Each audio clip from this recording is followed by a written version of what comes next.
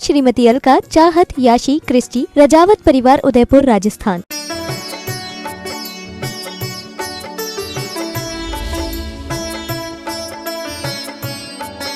दुर्बल तन का निर्मल मन का एक फरिश्ता आया था।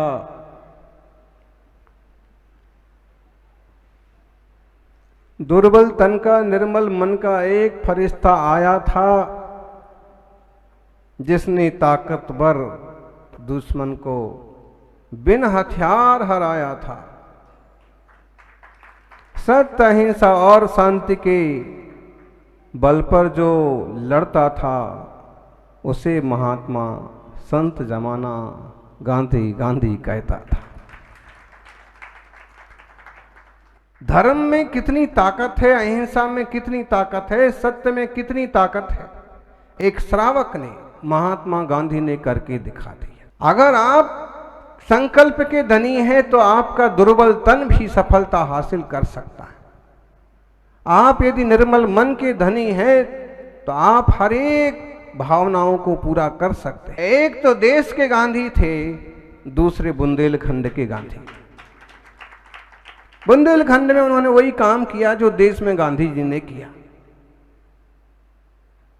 छुआछूत की बीमारी को भी उन्होंने दूर भगाया, गरीब अस्पृश्य लोगों को भी उन्होंने ऊपर उठाया। स्वतंत्रता के लिए अपनी चादर नीलाम करने वाले थे गणेश प्रसाद वर्णी, और शिक्षा जगत में क्रांति करके बड़े बड़े विद्यालय खोल करके उन्होंने पूरे समाज को सशक्त किया। एक साथ तीन विशिष्ट पुरुष। जरूरी है कि हम आपको लौकिक उदाहरण भी बता दें कि यदि आप अपने संकल्पों के पक्के हैं तो आप सफलता हासिल कर सकते हैं। माना कि एक आचार्य को लौकिक लोगों की कथाएं और उनके जन्म और पुण्यतिथियों से कोई लेना देना नहीं होना चाहिए। रत्नत्रयधारी को सामान्य जनों की प्रशंसा नहीं करना चाहिए जब तक कि वह व्रत चारित्र में आगे बढ़ने लायक ना हो। फिर भी ये ऐसे उदाहरण हैं कि कुछ ना कुछ सच्चाइयां और अच्छाइयां इनके जीवन में जबरदस्त ढंग से पेश आती हैं। अहिंसा की इतनी दृढ़ता। कहते हैं अंग्रेज कर्नल ने कहा, गांधी को मैं गोली मार दूंगा, गांधी मुझे दिख जाए तो मैं गोली मार दूंगा। और गांधी को ये मालूम पड़ा। गांधी उसके ऑफिस में पहुंच गए। उसने कहा, क्यों भाई तुमने ऐसा कहा है? मैं गांधी हूं और मैं अकेला आया हूं, तुम चाहो तो मुझे गोली मार सकते हो। आदमी पानी पानी हो गया। अहिंसा में, सत्य में कितना बल होता है। माना कि उनको संस्कार जैन साधुओं से ही आए थे। यति जी ने उन्हें कई अच्छी बातें उनकी मां के कहने पर बताई थी। उनकी मां ने कहा, उनकी मां जैन थी। गांधी जी पर जो उनके मित्र ने इंग्लिश में पुस्तक लिखी है, उसमें भी उन्होंने लिखा कि उनकी मां जैन थी। तो जब विदेश जाने का नंबर आया, इंग्लैंड जाने की बात आई, तो वह उनको उन यति के पास लेके गई और कहा, महाराज जी पढ़ने के लिए, बैरिस्टरी के लिए बाहर जा रहा है, इसे कुछ आशीर्वाद दो, कुछ नियम दो। उन्होंने कहा, बेटा कभी मांस नहीं खाना, शराब नहीं पीना, किसी पराई औरत, किसी वेश्या आदि के प्रपंच में नहीं पड़ना। कितने नियम हुए? केवल 3। और इन 3 नियमों से, इन 3 नियमों ने एक साधारण इंसान को राष्ट्रपिता बना दिया। इन व्रतों में बहुत दम है। जिन व्रतों से आत्मा परमात्मा बन सकता है, उन व्रतों से यदि कोई राष्ट्रपिता बन जाए तो कोई बहुत बड़ी बात नहीं है। आप कहोगे हम कुछ नहीं बन पा रहे हैं, कहीं ना कुछ, कहीं कुछ कमी है। आप अपने संकल्प बताइए ना। हमको सुनने को मिला, मुंह पत्ती ऊपर की, वहीं मंच पर पानी पी लिया। दूसरे भी बैठे थे एक, उनसे भी ना रहा गया, कटोरा निकाला, वही घटाघट वहां वो भी पी गए। अरे यहाँ छोटे छोटे मुनिराजों को देखो, यहाँ दिगंबर मुनियों को देखो, 10 किलोमीटर चल के आए हैं, कल उनका आहार हुआ है कि नहीं हुआ है, उसके पहले 3 उपवास हुए हैं, फिर भी वो आज कैसे स्थिरता और शांति से बैठे हैं। महावीर का मार्ग वो है कि महावीर का मार्ग ये है? महावीर की फजीती क्यों कराते हो? महावीर ऐसे पत्ती ऊपर करके पानी पी जाते थे, मंच पर ही पी जाते थे, समोषण में ही खा जाते थे। थोड़ी तो लाज शर्म रखना चाहिए। साधु कहाते हैं तो साधु के लायक दिखना भी तो चाहिए, होना भी चाहिए। अकेले प्रवचन से जनता प्रभावित नहीं होती है, जनता भी जानती है। ये 2-4 चेले चपाटे बन जाते हैं, संप्रदाय के कारण से पीछे लगे रहते हैं, वो अलग बात है। लेकिन आम लोग आजकल समझते हैं कि सच्चे साधु क्या होते हैं और कहाँ दर्शन होते हैं। पहले से बहुत समझदारी पैदा हुई है, कट्टरता भी पैदा हुई है।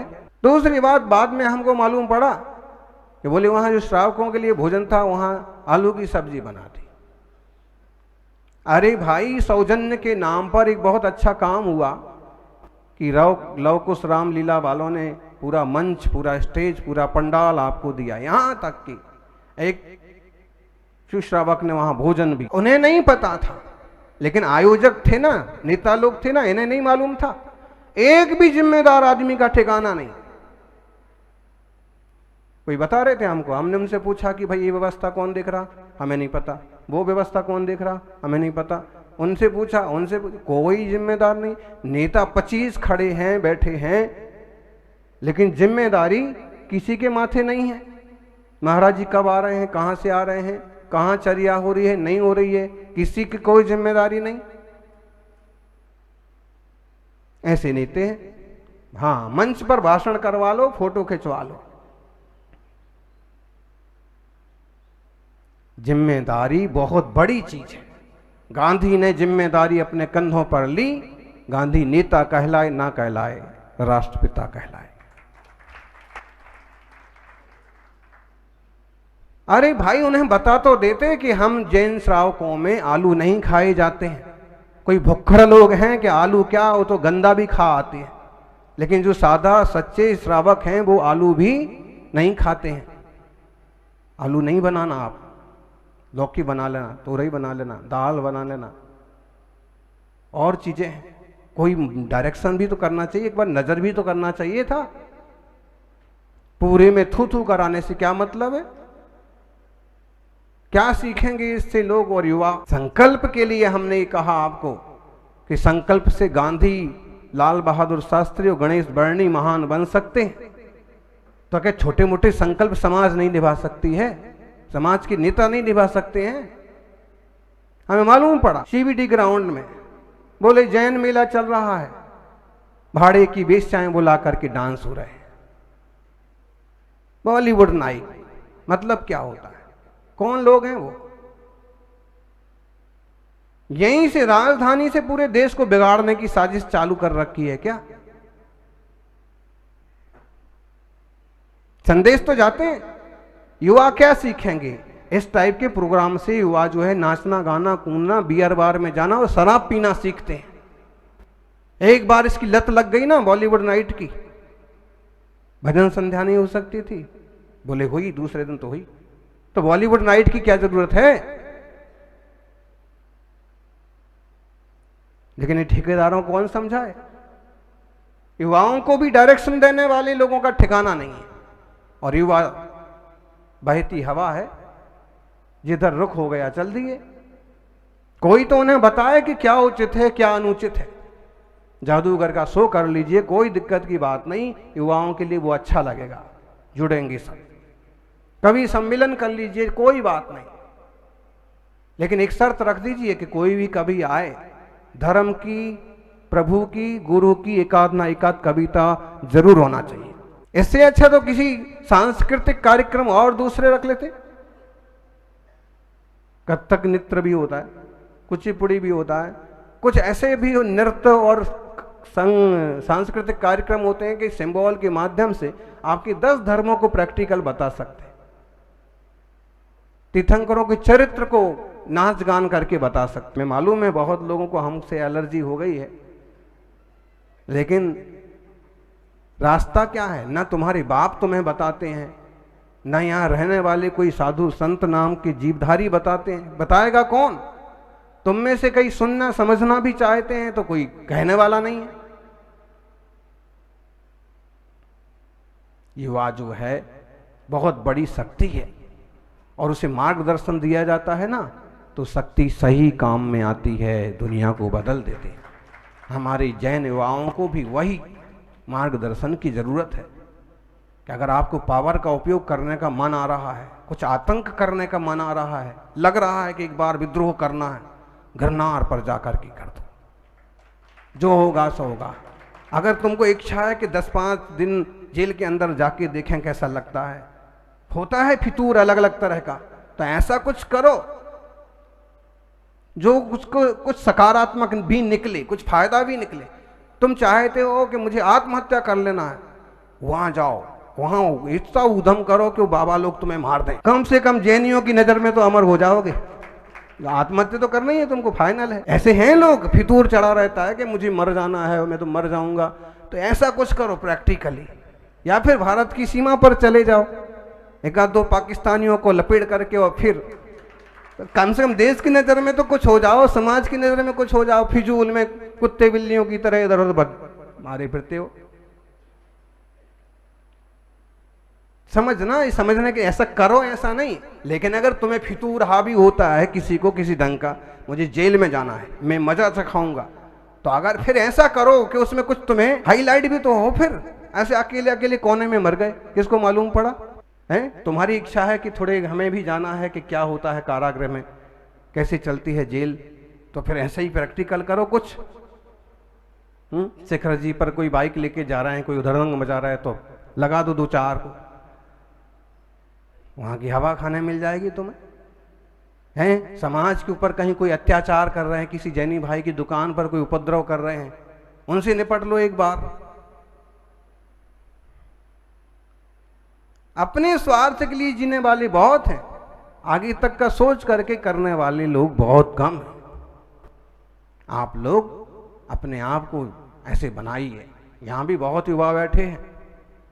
राजनीति में जाना गलत नहीं है, अपने उसूलों पर, अपने सिद्धांतों के साथ आप राजनीति करिए, समाज सेवा करिए, कोई दिक्कत की बात नहीं है। कल केंद्रीय मंत्री आए, अब देखिए कौन बोलेगा केंद्रीय मंत्री, उतर गए उस लाइन में, आगे बढ़ते गए, आज सेंट्रल मिनिस्टर है। अगर आपकी भी ऐसा कुछ उल्टा सुल्टा करने का मन होता है तो ऐसा करो कि जिसमें आगे भी कोई स्कोप हो, और मरमरा गए तो उसमें कम से कम हाईलाइट होने के चांस हो। ये फितूर वाले लोगों को बोल रहे, फितूर चढ़ता है किसी किसी को जैन धर्म के लिए, आपको फितूर भी चढ़े धर्म के लिए, मैं इसके लिए ही कुछ करूंगा। किसी को पैसा खर्च करने का फितूर चढ़ता है, मैं पैसा फिर जैन धर्म के लिए ही करूंगा, तीर्थों के लिए करो, गरीबों के लिए करो, अपने ऊपर अय्यासी के लिए मत करो, उसमें कुछ फायदा नहीं। खुद सूख और सड़ जाओगे, कोई मतलब नहीं निकले।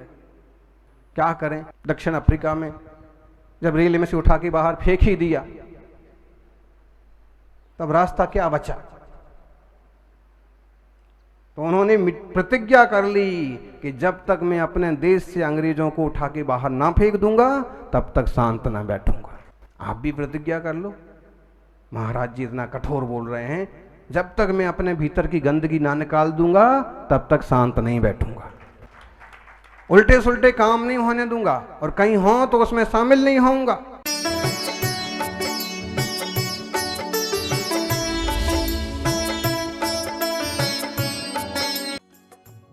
इस कार्यक्रम के पुण्यार्जक थे श्री जयंतीलाल जी, श्रीमती रमीला देवी, श्री भगवती, श्रीमती शर्मिला, श्री विनोद, श्रीमती अलका, चाहत, याशी, क्रिस्टी, रजावत परिवार, उदयपुर, राजस्थान।